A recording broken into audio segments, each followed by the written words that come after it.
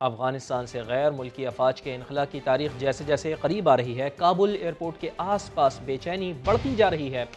मुल्क छोड़ने के ख्वाहिशमंदों का रश बढ़ चुका है। G7 ममालिक का हंगामी इजलास आज हो रहा है। तालिबान की हुकूमत तस्लीम करने या पाबंदियों का फैसला मुतवक्के है। और इन सारे के सारे मामलात में एक खबर ये भी आई कि CIA के डायरेक्टर ने तालिबान रहनुमा मुल्ला अब्दुल गनी बिरादर से खुफिया मुलाकात की है। अमरीकी मीडिया के दावे के मुताबिक विलियम बर्न्स और तालिबान रहनुमा की मुलाकात गुज़िश्ता रोज़ काबुल में हुई, जिसमें हसास सिफारती मालूमात पर बातचीत हुई। तालिबान तर्जुमान ने मुलाकात की तस्दीक या फिर तरदीद नहीं की। भारत को अफगानिस्तान के गम में घुलने की ज़रूरत नहीं है। मोदी सरकार अफगानिस्तान में मुदाखलत से बाज रहे। फवाद चौधरी ने सरहद पार वालों को खबरदार कर दिया है। कहते हैं पाकिस्तान अफगानिस्तान में हुकूमत साजी के लिए जिम्मेदार पड़ोसी का किरदार अदा कर रहा है। तुर्की, चीन और बाकी ममालिक से राब्ते में है। तालिबान की पंजशीर में पेशकदमी जारी है। पुल हिसार समेत अहम रास्तों का कंट्रोल हासिल कर लिया है। शिमाली मलेशिया के सरकर्दा लीडर अहमद मसूद बज़ाहिर डटे हुए हैं, लेकिन बरतानवी अखबार ने दावा किया है कि वो हथियार डालने की तैयारी कर रहे हैं। काबुल में स्कूल्स खुल गए हैं। तालिबात ने भी बड़ी तादाद में तालीमी इदारों का रुख कर लिया है। बड़ी खबर, बड़ी डेवलपमेंट। अर्ज़े पाक ने दिफा के मैदान में दुश्मन पर एक और धाक बिठा दी। पाकिस्तान ने फतह-1 मल्टी लॉन्च रॉकेट सिस्टम का कामयाब तजर्बा कर लिया। Guided multi launch rocket system हर किस्म के रिवायती वॉरहेड ले जाने की सलाहियत रखता है। सदर, वज़ीर आज़म और आर्मी चीफ ने पूरी टीम को मुबारकबाद दी। उस्मान खान रिपोर्ट कर रहे हैं। मुल्क की दिफाई सलाहियतों को मजबूत से मजबूत तर बनाने का मिशन, पाकिस्तान का फतह-1 रॉकेट सिस्टम का कामयाब तजुर्बा। हदफ को कामयाबी से निशाना बनाने का संगे मील बाआसानी अबूर। TGI SPR के मुताबिक मुल्की तौर पर तैयार करदा guided multi rocket launch system फतह-1 रिवायती वारहेड टारगेट तक ले जाने की भरपूर सलाहियत का हामिल है। जदीद वेपन सिस्टम से पाक फौज की दुश्मन पर गहरी जर पहुंचाने की सलाहियत में मजीद बेहतरी आ गई। सदर मुमलिकत आरिफ अलवी और वजीर आजम इमरान खान की कामयाब तजर्बे पर जवानों और साइंसदानों को मुबारकबाद। Chairman joint chiefs of staff committee और army chief general Qamar Javed Bajwa ने भी पूरी टीम को जबरदस्त खिराज तहसीन पेश किया है। और अब कुछ बात कर दिया है। बोले हक न मिलने के बावजूद मेहनत से काम कर रहे हैं। दावा किया कि कराची तब्दील हो रहा है। बल्दियाती इंतखाबात के मामले को एक बार फिर मर्दमशुमारी पर रखकर टाल दिया।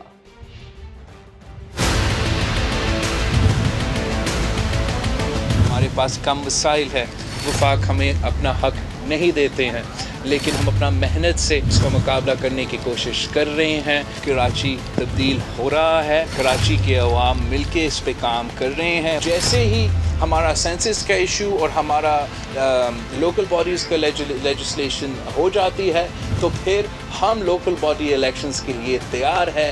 कराची के अवाम अब PTI को भी पहचान चुके हैं, MQM को भी पहचान चुके हैं और पाकिस्तान पीपल्स पार्टी को मौका देने को तैयार है। जहाँ तक मुस्लिम लीग की बात है, हम ये कोशिश बिल्कुल नहीं कर रहे हैं कि हम उनके लोग चोरी करें या उनके तरफ जाए और गलत तरीके से किसी को हमारे साथ रखें। हाँ, हम एक सियासी जमात है, हमारे दरवाजे खुले हैं।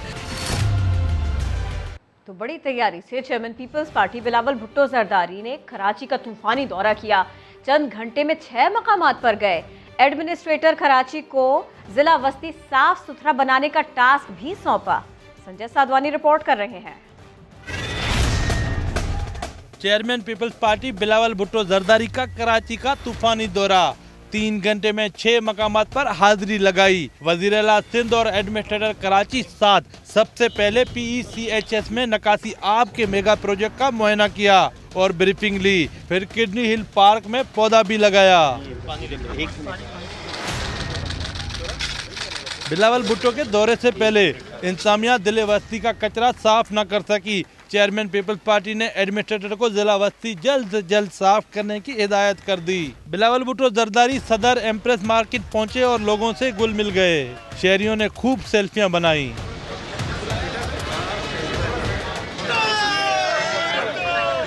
तूफानी दौरे ने बिलावल के चेहरे पर थकावट के आसार नुमाया किए तो सहाफी ने रंगत से मुतलिक सवाल दाग दिया, जिस पर बिलावल मुस्कुराए और कहा इलेक्शन में भी ऐसा होता है। नहीं, आज आप भी काले हो गए। वाले तो है ना चरिया। इलेक्शंस में भी ऐसे ही होता है ये कभी। इलेक्शन की तैयारी है सर। नहीं ये तो बिलावल भुट्टो जरदारी ने क्लिफ्टन अर्बन फॉरेस्ट में पौधा भी लगाया। कैमरामैन इमरान शाहिद के साथ संजय तादोनी, समा, कराची। तो जनाब यूं ही पुकारते रहने का और यूं ही सुनी अनसुनी करने का माहौल ही बना रहेगा, क्योंकि सिंध हुकूमत ने मरदमशुमारी को जवाब बनाकर बल्दियाती इलेक्शन कराने से इनकार कर दिया है। ऐसे में तहरीक इंसाफ ने बल्दियाती इंतखाबात कराने का मुतालबा कर दिया है। मुर्तज़ा वहाब और फिरदौस शमीम नकवी की लफ्जी गोलाबारी आपको दिखाते हैं। बल्दियाती इंतखाबात आईन और कानून की रोशनी में होने चाहिए, उस वक्त तक नहीं होने चाहिए जब तक सेंसस का मामला आईन और कानून के मुताबिक हल नहीं होता। अरे भाई ये बुनियादी जमहूरियत है तो इलेक्शन कराओ।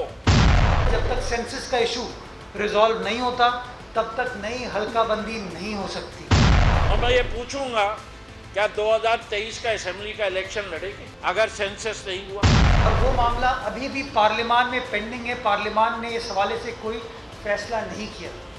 कल इलेक्शन कमीशन ऑफ पाकिस्तान के सामने सिंध हुकूमत ने यही अपना आईनी कानूनी मौक़िफ़ सामने रखा। और हम कोर्ट जाएंगे, हम अदालत का दरवाज़ा खटखटाएंगे और हमें पूरी उम्मीद है कि 140A के तहत जो है वो कोर्ट हमें रिलीफ देगा। और कराची के साबिक़ एडमिनिस्ट्रेटर लईक़ अहमद कराची को कुछ दे सके या नहीं, लेकिन बेगम को बड़ा सा घर ज़रूर दे गए।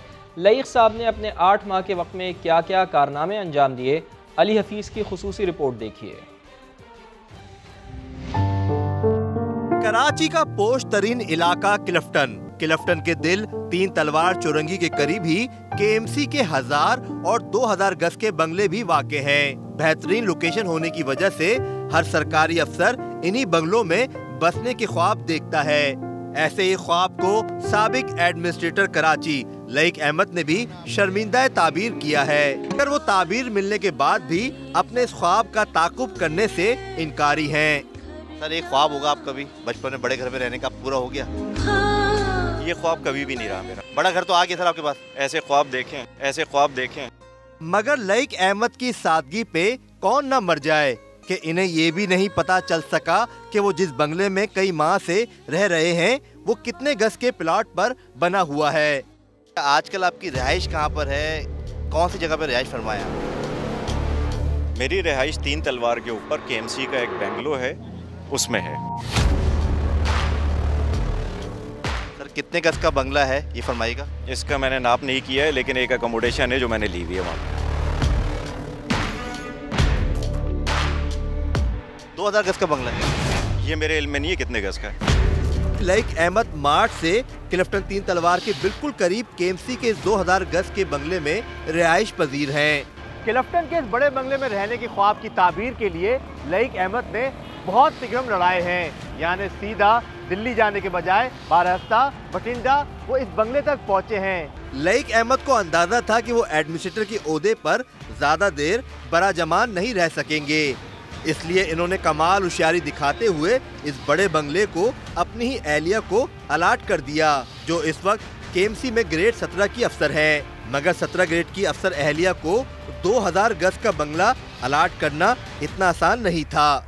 लईक़ अहमद ने मुश्किल आसान करने के लिए KMC के अकोमोडेशन डिपार्टमेंट को कई माह ताले लगा कर रखा। KMC क्यों नहीं बता रही कि वो अलॉटमेंट किसके नाम है? अलॉटमेंट किसी के नाम नहीं है, वो प्रोसेस किया जा रहा है। तो वैसे लेकर अहमद साहब रह रहे हैं? जी हाँ, आन करीब उनकी एहलिया के नाम अलॉटमेंट हो जाएगा। अभी प्रोसीजर चल रहा है।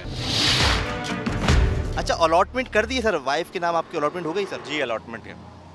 तो ये आपने खुद की है? जी। सरकारी तकाज़े सर पूरे हैं? जी जी बिल्कुल एंटाइटल्ड है। आपकी एहलिया कितनी ग्रेड की है सर? 18 ग्रेड में है। तो ग्रेड क्या है उनका? उनका 17 ग्रेड है। समा ने यह मामला मौजूदा एडमिनिस्ट्रेटर के सामने भी रखा, मगर वो अपने पेशरो लईक़ अहमद की इस वारदात से ही बेखबर निकले। मुझे इसके बारे में कोई इन्फॉर्मेशन है नहीं, आप KMC की इंतज़ामिया से पूछ सकती हैं, बट मेरे पास चूँकि कोई इन्फॉर्मेशन रेडली अवेलेबल नहीं है तो मेरे लिए कमेंट करना इस पर गैर मुनासिब होगा। अपनी एहलिया के ग्रेड के बारे में लईक़ अहमद जो भी दावे करें, KMC के रिकॉर्ड के मुताबिक वो 17 ग्रेड की ही अफसर हैं और सरफराज रफ़ीकी शहर अस्पताल में तैनात हैं। इनकी तनख्वाह की स्लिप भी यही बताती है कि वो अब भी ग्रेड 17 में ही हैं। कैमरामैन मोहम्मद कामरान और सनाउल्लाह डायरी के साथ मोहम्मद अली हफीज, समा, कराची। ख्वाजा आसिफ कहते हैं कि उनकी इस्टेब्लिशमेंट से कोई लड़ाई नहीं है। सियासतदान फ्लर्ट करना बंद कर दें तो इस्टेब्लिशमेंट का रोल वापस आईनी हुदूद में चला जाएगा। वो नदीम मलिक लाइव में गुफ्तगू कर रहे थे। पाकिस्तान की 72 साल तारीख में देख लें कि इस्टेब्लिशमेंट को हमेशा दावत गुनाह जो है सियासतदानों ने दी है। इस्टेब्लिशमेंट से गुड कॉर्डियल वर्किंग रिलेशनशिप है। देखिए मेरे नहीं ख्याल कि हमारा कोई उनके साथ कोई बिगाड़ है, लेकिन हैविंग सेड दैट मैं सबसे पहले अपनी जो बरादरी है उससे कि अगर हम अपने आइनी जो हदूद हैं उनको रिकगनाइज कर लें और अपने मफादात की जंग के लिए जो है इस्टेब्लिशमेंट के साथ फ्लर्ट करना बंद कर दें तो मेरा ख्याल है इस्टेब्लिशमेंट का खुद ब खुद रोल जो है वो वापस आइनी हदूद में चला जाएगा। चौधरी परवेज इलाही और फिरदौस आशिक अवान के दरमियान फिक्रेबाजी जारी है। अब क्या बात हुई, मोहसिन बिलाल की रिपोर्ट में जानिए। स्पीकर पंजाब असम्बली चौधरी परवेज इलाही और साबिक मुआविन खसूसी डॉक्टर फिरदौस आशिक अवान के दरमियान हल्की फुल्की गोलाबारी। तनाज़े उस वक्त शुरू हुआ जब चौधरी परवेज इलाही ने फिरदौस आशिक अवान पर पंजाब असम्बली के दरवाजे बंद करा दे। पंजाब असम्बली के अंदर एंट्री पर स्पीकर साहब का इस्तेकाक है। जराए का कहना है कि चौधरी साहब काफ लीग के रहनुमा एहसन सलीम बरियार की तहरीक इंसाफ में शमूलियत के मामले पर फिरदौस आशिक से नाराज हुए। समा ने जब सवाल किया कि स्पीकर साहब किसके कहने पर फिरदौस को असम्बली दाखिले से रोका गया तो पहले स्पीकर ने हाथ जोड़े और फिर कहा छोड़ो, इतनी अहम बात के दौरान किसका नाम ले लिया है यार, ए काम दीन दा किथे तुसी किदा नाम ले लिया यार, खुदा दा खौफ करो। फिरदौस आशिक अवान ने भी खूब जवाब दिया। तारीख के अंदर बड़े बड़े नाम रहे लेकिन छोटे छोटे काम करके वो नाम जो है वो तारीख में दफन हो गए। सिर्फ ये कहूँगी कि आप खुद ही जरा अपनी अदाओं पे गौर करें। मैंने कुछ कहा तो शिकायत होगी। फिरदौस आशिक अवान ने तहरीक इंसाफ में उनके खिलाफ बातें करने और खुश होने वालों को मीर जाफर और बरादराने यूसुफ करार दिया। कैमरामैन गनीउल हसन और साथी रिपोर्टर इमरान भट्टी के साथ मोहसिन बिलाल, समा, लाहौर। मुत्तहिदा कौमी मूवमेंट पाकिस्तान के कन्वीनर डॉक्टर खालिद मकबूल सिद्दीकी ने मुल्क भर में आबादी की बुनियाद पर एडमिनिस्ट्रेटिव यूनिट बनाने का मुतालबा कर दिया है। हम ये समझते हैं कि पूरे पाकिस्तान में अगर कहीं नए एडमिनिस्ट्रेटिव यूनिट नए सूबे की का सबसे मजबूत और सबसे इंसाफ पे मबनी कोई मुकदमा है तो सिर्फ के शहरी इलाकों का। जरूरत इस बात की है कि आबादी की बुनियाद पर पूरे पाकिस्तान भर में एडमिनिस्ट्रेटिव यूनिट बनाए जाएं। इससे कम पर किसी बात पर बात नहीं होगी। चेयरमैन पीसीबी एहसान मानी ने वजीर आजम से आज फिर मुलाकात की। कल वजीर आजम और रमीज राजा की मुलाकात में क्या गुफ्तगू हुई, समा सामने ले आया। क्या एहसान मानी को एक्सटेंशन मिलेगी या क्रिकेट बोर्ड में रमीज राजा का राज होगा? एहसान मानी ने वजीर आजम से दोबारा मुलाकात की, डोमेस्टिक क्रिकेट और आईसीसी इवेंट की मेजबानी से मुताल्लिक ब्रीफिंग दी। इमरान खान ने गुज़िश्ता मुलाकात में एहसान मानी से काम जारी रखने पर इसरार किया था। वज़ीर आज़म और रमीज राजा की 20 मिनट की मुलाकात में क्या बातचीत हुई, समा ये भी सामने ले आया। वज़ीर आज़म ने रमीज राजा से पूछा, बताओ किस क्रिकेटर को चेयरमैन बनाएं? फिर सवाल किया, रमीज तुम चेयरमैन पीसीबी क्यों नहीं बन जाते? रमीज राजा ने जवाब दिया, आप पैटर्न इन चीफ हैं, आपका क्रिकेट का विजन बहुत वसी है, आप जो फैसला करें वो बेहतर होगा।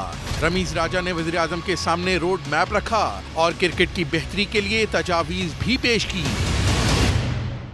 और बुलेटिन के आखिर में आपको बताएं कि छुपकर शादी करने वाले भांडा फूटने पर दोस्तों या रिश्तेदारों को जिम्मेदार न समझें, क्योंकि अब ये मुखबरी नादरा कर रहा है। शाहीन मशाल रिपोर्ट कर रही हैं। अगर आपकी एक बीवी लाहौर में, दूसरी बेगम कराची में और अगर मन और धन इजाजत दे तो तीसरी खुफिया बेगम फैसलाबाद में हो तो अब ऐसा नहीं चलेगा। कोई शादी खुफिया नहीं रहेगी। उसको कैसे पता चल जाएगा? ऊपर से कोई वही नाज़िल हो जाएगी, उसको पता चल जाएगा। हो ही नहीं सकता कि मैं दूसरी शादी करूं और उसे पता चल जाए। तो क्या वो जादूगर नहीं है? सामने जाकर बीवी को पता लग जाएगा ठीक होंगी। जी जनाब, नादरा जानता है आपकी ऐसी हर चाल का हाल। आपकी बेगम साहिबा जब चाहें 8009 पर आपका शनाख्ती कार्ड नंबर और तारीख इजरा लिखकर भेजेंगी और एक मैसेज पर खानदान की तमाम तफसीलात सामने आ जाएंगी। फिर जूतियाँ खानी है पहली वाली से। इस चीज़ को ख़त्म करें। 100 मामलात होते हैं बंदे के बाहर, ठीक है, तो प्लीज इस चीज को खत्म करें। मैं इस चीज से खुश नहीं हूँ। शौहर हजरात तो परेशान हैं, मगर बीवियाँ हुकूमत के इस इकदाम पर खुश हैं। I guess so it's a good initiative. You should get to know अगर आपके हस्बैंड इतने सपोर्टिव नहीं है कि वो आपको अपने कांड खुद बताएं। अगर खानदान की फहरिस्त में कोई अजनबी या गैर मुतल्का फर्द मौजूद होगा तो एक लिखकर मैसेज का जवाब देने से मसला हल हो जाएगा। कैमरामैन लियाकत बशीर के साथ शाहीन निशाल, समा, लाहौर। और इसी के साथ ही वक्त हो गया ब्रेक का, जिसके बाद दोबारा हाजिर होंगे हेडलाइंस के साथ। देखते रहिए समा।